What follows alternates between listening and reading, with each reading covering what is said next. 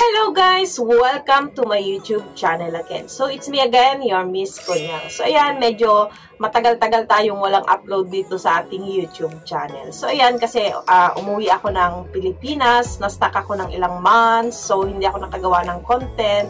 And now, masasagot na natin siguro yung ating mga katanungan ng mga subscribers kasi nakabalik na ako dito sa Hong Kong. Alam niyo naman na ako'y sumasagot sa mga tanong nyo about through experience lang. So, ayan, may mga ilang katanungan dito sa aking in-upload before na video about sa 1 month notice. So, bago ang lahat, wag na munang kakalimutang like, share, mag-subscribe, and click mo na din yung bell button para ma-update ka sa lahat ng mga videos na ina-upload ko.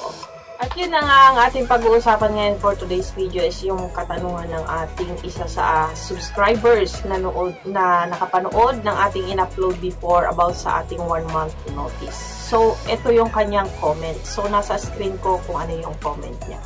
So, ang tanong niya is kung walang ID, kasi 2 weeks pa lang siya dito, pwede daw ba yung passport? So, ibig niya sabihin, ang tinatanong niya dyan is kung okay lang daw ba na walang Hong Kong ID. Kung okay lang daw ba na passport lang ang meron ka, okay lang daw ba na mag-send ka ng letter na wala kang Hong Kong ID.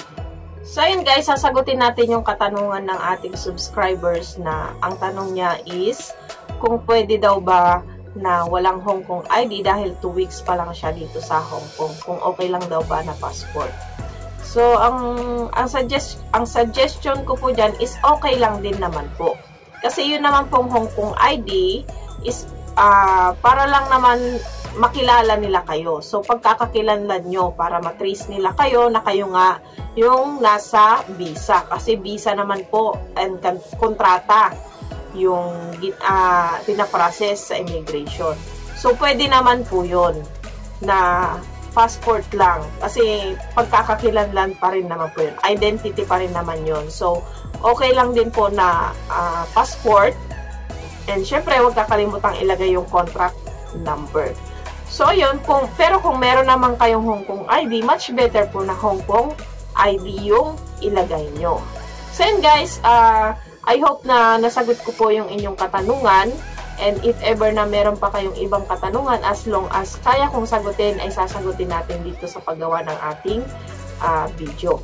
So yun guys, maraming salamat po sa panonood and pagsuporta ng aking YouTube channel. So yan, wag pong kakalimutan mag-subscribe, click mo na din yung bell button para ma-update ka sa lahat ng mga videos na ina-upload ko.